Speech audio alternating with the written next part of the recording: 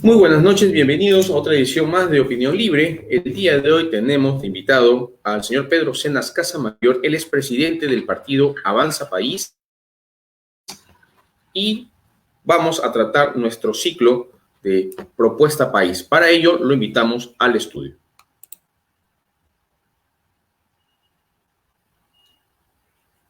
Bienvenido, señor Cenas. Muy buenas noches.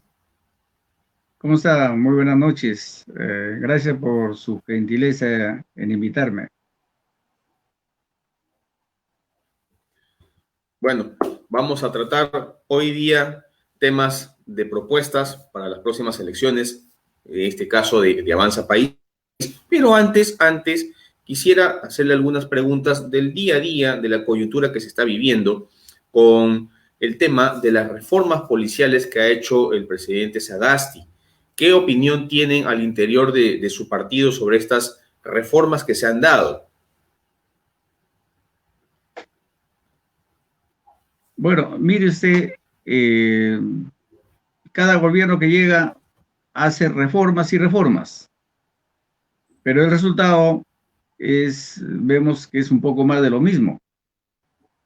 Y eso porque esto responde a un tipo de Estado que tenemos. Por eso es que con Hernando, y Hernando está planteando precisamente una reforma del Estado para empezar a dar solución a temas como son de la policía y al resto de ministerios que hay en el país. Muy bien. Entonces, usted como Avanza País, como que estas reformas son más cosméticas que de fondo. Creo que esa es la percepción como partido. Es así, porque nos han acostumbrado, ¿no? A anunciarnos reforma, y al final es lo mismo, ¿no? Como ese es cierto, hay más de metodología que realidad, ¿no? O sea, un poco a veces se gobierna un poco desde lo que llamaba Basadre del Perú legal, ¿no? Y que no sintoniza con el Perú real, ¿no? La realidad es otra cosa. ¿Por qué? Porque estamos dentro de un medio en la que tenemos ya un Estado que para nosotros ya está en cuidados intensivos, ¿no? Ya no responde a la realidad nacional. Por eso es que, repito, nosotros estamos con esta tesis de enfrentar este proceso de la reforma del Estado. Muy bien. Dígame, señor, ahorita también del día a día está corriendo una noticia, y esto ha sido publicado en el diario La República, al respecto que el fiscal Atoche, ¿no? Habría persuadido al señor Tejeda de Obrainza, ¿no? A darle pruebas contra el señor Martín Vizcarra. O sea, que esta situación de considerarlo candidato a colaborador eficaz vendría de la mano a una acción expresa del fiscal Atoche, ¿no? Contra una persona en particular, cosa que a los entendidos afirman que esto ya es ilegal. ¿Qué opinión le merece a usted esta nota periodística? Mire usted, de ser cierto, esto sería gravísimo, porque está violando prácticamente todo el marco jurídico y constitucional. Eso no puede darse. Y la verdad que nos ha sorprendido también esta noticia. Esperemos que no sea cierto, porque consideramos que el Ministerio Público debe obrar de acuerdo a la ley dentro de toda su autonomía. Y si no, pues pues ya tendríamos que pedir, digamos, no tendríamos que ya tenerle confianza en nada, en absoluto, porque nadie está libre de estas cosas. De manera que yo abrigo la esperanza que no sea cierto, ¿no? Porque de ser cierto, yo creo que estaría, digamos, saliéndose prácticamente del marco jurídico, ¿no? Muy bien, señor Cenas. Vamos a pasar ahora a comprender un poco qué es Avanza País. Y bueno, yo he estado tratando de empaparme en el ideario político. Lamentablemente no he tenido la suerte, al menos yo estoy por la región Lambayeque, no hay mucho material de lectura, pero he podido ver, pues, no, bueno, o sea, ustedes tienen de fundado desde el año 2000. Valgan verdades, lo fundaron en Santiago de Chuco y se encuentran inscritos en el Jurado Nacional de Elecciones de acuerdo a la partida que está en el directorio desde el 2017. Lo que he visto que su ideología, su ideario, está muy al centro izquierda, llamémosle una socialdemocracia. ¿Podría explicarnos un poco cuál es este ideario, esta visión de Avanza País? Bueno, mire, Avanza País tiene el pecado original de haber nacido en las afueras, en las periferias del Perú, lo que nosotros llamamos el Perú real, en este caso en la zona andina de nuestra patria.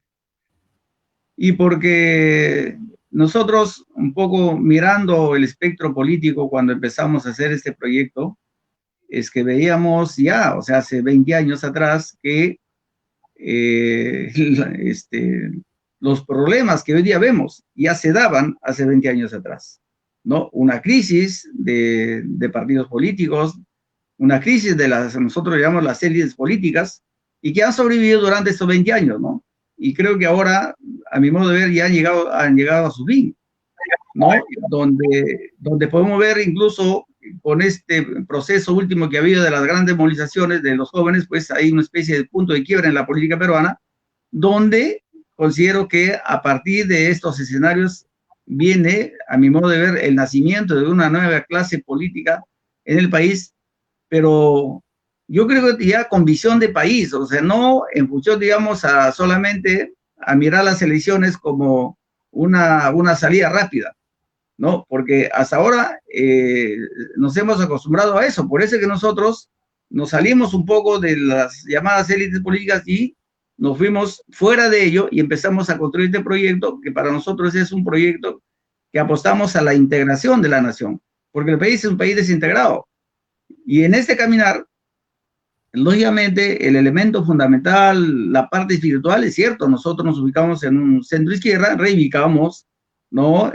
Los aportes de intelectuales como César Vallejo, Carlos Mariatti, las cosas buenas incluso que fue haya en su época de inicios, o las cosas buenas, como es, por ejemplo, como es el tema de Víctor Andrés Belaúnde, o sea, nosotros recogemos lo mejor de todos los peruanos, eso nos conlleva a ubicarnos en este centro y izquierda en el Perú, y que apostamos a la integración de la nación. Yo creo que el objetivo nuestro es cómo nosotros nos vamos ubicando para ir y empezar a construir el Estado-Nación, que hasta ahora no se ha construido, ¿no? Entonces, ese es un poco, digamos, lo que ahora nosotros venimos trabajando, porque también consideramos que en nuestro país, desgraciadamente, no se ha mirado con políticas de largo alcance, sino se han mirado con políticas del momento, momentáneas, y nunca se ha visto al país en función a 40, 50 años, ¿no?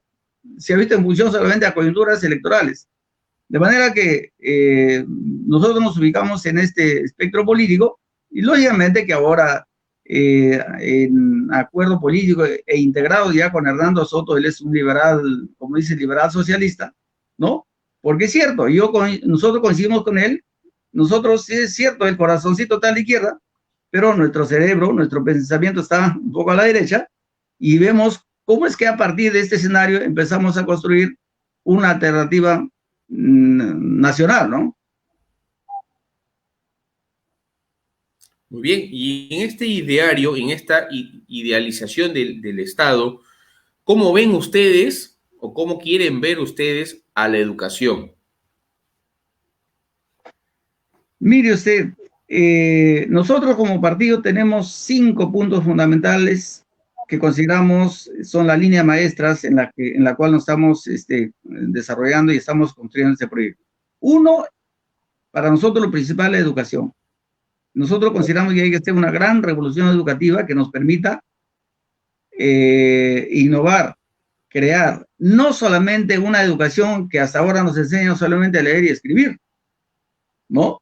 Y eso conlleva a que nosotros consideramos que el joven que termine incluso 5º año de secundaria debe salir con el título de técnico, para que pueda defenderse la vida, porque en el Perú lo que nos falta es más a que la juventud pueda inclinarse a, digamos, tener, digamos, o sea, prepararse técnicamente para que entre a la producción, ¿no? Y luego los que digamos, quieran seguir los estudios superiores pueden hacerlo. Incluso nosotros vamos un poco más allá de que las universidades nacionales deben tener su, digamos, su proceso de admisión libre, ¿no? Y de ahí puede acoger y puede quedar lo mejor. O sea, pero ya los que no pueden entrar o se quedan a nivel universitario ya tienen, ¿no? Tienen una carrera técnica que pueden defenderse, digamos, laboralmente. Y en segundo lugar, el otro principio que tenemos que junto a eso hay que hacer lo que llamamos nosotros la gran revolución productiva, ¿no? Para darle valor agregado a nuestros recursos naturales, que hasta ahora no se dan. Y en tercer lugar, apostamos a una gran revolución vial. Y ahí nosotros hacemos un alto y decimos, pero hay que pasar a la revolución de los trenes. De ahí que planteamos un tren bala de Tumbes a Tacna. Eso está en nuestros documentos primigenios. Y en cuarto lugar, planteamos una gran revolución turística. Y ahí tenemos un gran sueño. ¿Cómo llegar, cómo integrar al hombre del Ande? Para nosotros es construir un tren paralelo al Capañán de Cajamarca a Cusco, ¿no? En la que cada cierta distancia se pueda construir los hoteles rurales para que ese hotel rural sea dirigido, administrado por ese campesino, previa capacitación.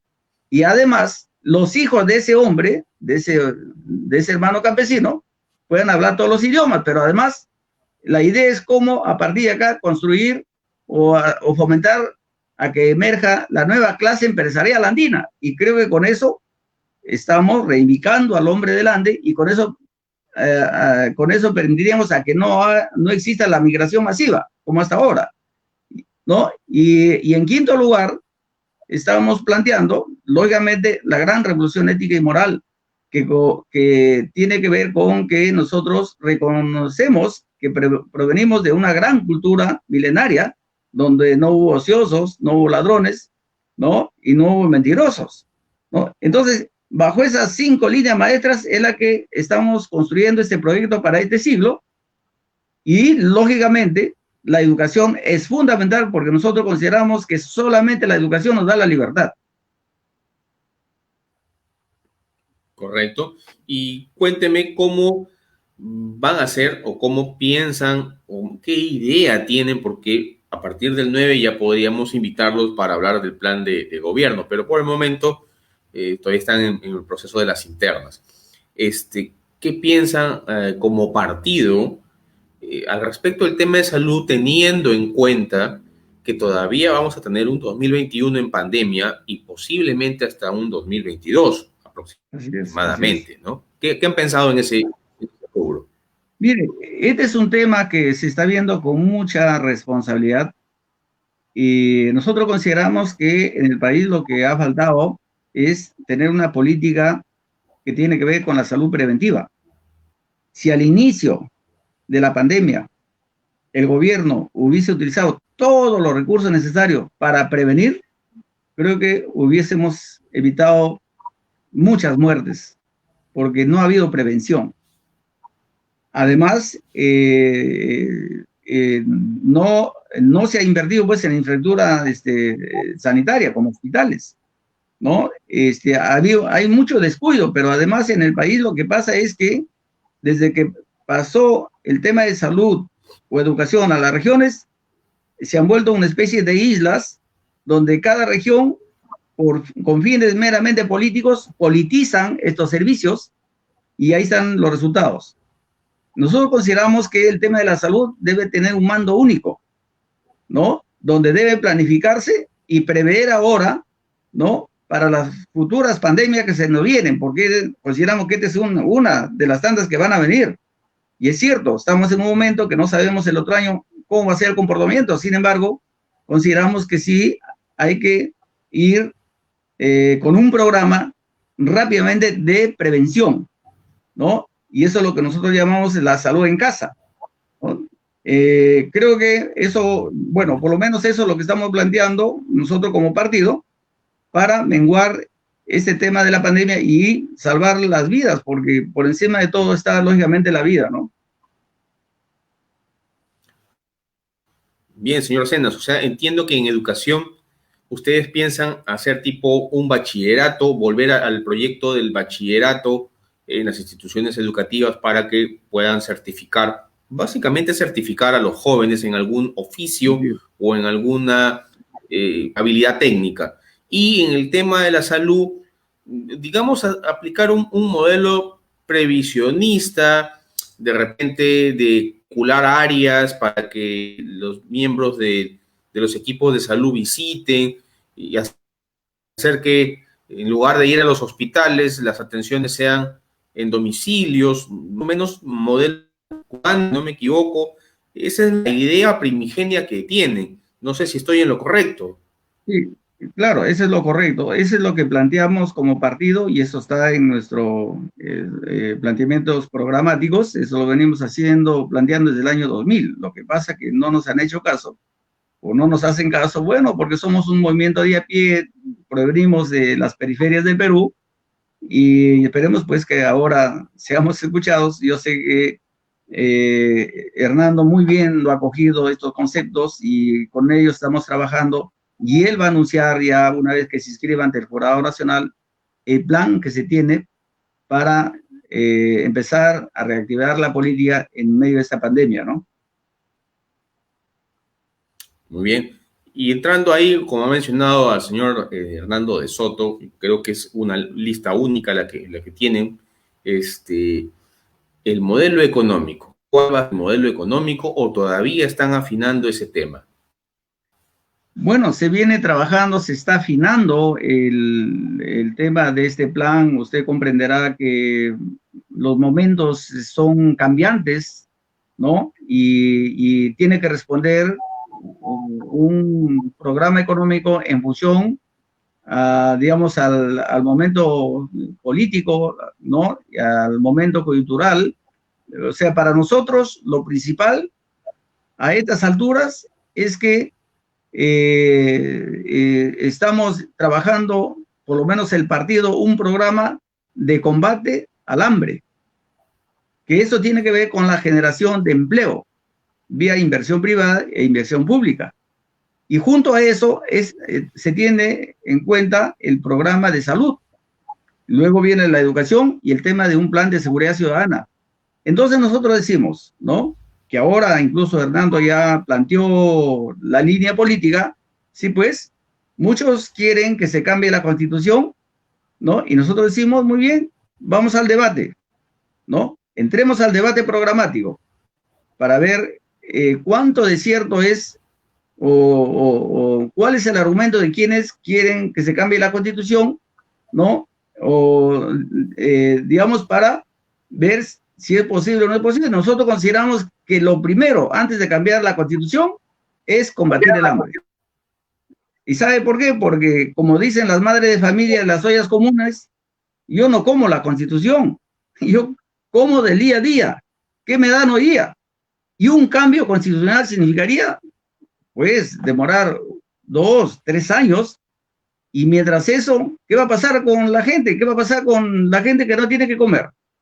¿No? Entonces creo que lo primero hay que salvar la vida, ¿no? De manera que eso es lo que estamos planteando.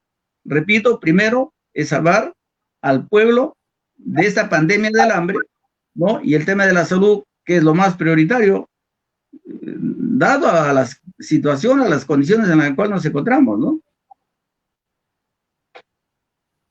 Correcto. Entonces, para ustedes el tema económico todavía está en manejo, está en depuraciones, pero en cuanto al debate que está corriendo, el debate de la Constitución, ustedes están más ligados a las reformas, ¿no? A las reformas que se tienen que seguir dando a esta Constitución del 93, porque valgan verdades, hay algunas recomendaciones que se dieron esta comisión de alto nivel que hizo para que haya las reformas pertinentes y obviamente aterrizar muchas cosas que todavía no se han sido reformadas. Ustedes apuntan a la reforma más que al cambio total de una constitución. Por supuesto, porque no hay tiempo que perder. ¿no? Yo creo que hay que ser sensatos. En política no podemos dejarnos llevar por las emociones, ¿no? Yo creo que si hacemos comparaciones, por ejemplo, mucho se habla que con la Constitución del 79 teníamos más o menos un promedio cerca del 49% de pobres. Con esta Constitución hemos bajado cerca del 25 o más o menos 30%. Quiere decir que hemos avanzado. Lo que pasa es que quienes ahora abogan por un cambio constitucional son los mismos políticos que hicieron la Constitución, ¿no? Y luego ahora, yo creo que es más por un tema de coyuntura, para ganar votos, ¿no? Lo que están tratando es meterse bajo, digamos, estos conceptos y un poco distraer, digamos, a la población, pero ellos no se dan cuenta que en el Perú real, la gente no quiere ellos, la gente quiere comer, quiere ver qué como mañana. Es el pueblo que está en el día a día. Usted se imagina las ollas comunes que están en el país, que nosotros coordinamos con ellos ahí, toda una red de ollas comunes, porque nosotros somos de pueblo, venimos de pueblo y nosotros estamos en ese día a día. Es triste ver, ¿no?, que muchas veces hay que compartir un plato de arroz de repente para un día, ¿no? Entonces, y si nos vamos a enfrascar en debates estériles, ¿qué va a pasar con esta gente? Se va a morir de hambre. Entonces, lo primero hay que atacar con un programa para salvar a nuestros hermanos y hermanas del hambre. No nos queda otra. Entonces, ese es un poco el punto de partida para nosotros, ¿no? Muy bien, señor Cenas. Me queda claro que hay todavía mucho pan por rebanar. Tenemos tiempo todavía para ello. A partir del día 9 ya no serán precandidatos, serán candidatos presidenciales. Y esperemos tener nuevamente por este espacio a su candidato presidencial para poderlo entrevistar. Esperemos que se pueda lograr eso. Sus palabras finales para terminar esta interesante entrevista. Bueno, quiero agradecer por su gesto y decirles con toda franqueza que Hernando va a estar con ustedes. Lo que pasa es que ahora él no accede mucho a los medios porque él es muy respetuoso del marco legal, ¿no? Hasta mientras él no sea electo internamente, él se está absteniendo. Como él dice, hay que respetar las normas electorales, y luego, una vez que hace electo, lógicamente que va a comunicarse y él va a empezar ya a hacer la campaña, que incluso va a empezar a viajar, y esperemos tener una gran sorpresa en el sur en el mes de enero, porque él es arequipeño, ¿no? Como él dice, tendré que ir a Arequipa a comerme mi buen rocoto relleno, porque eso es lo que me va a dar las energías positivas para ganar las elecciones de primera vuelta, ¿no? Muy bien, señor Cenas. Le agradezco más bien su presencia el día de hoy. Muchas gracias. Muchas gracias. Gracias por su gentileza de invitarnos.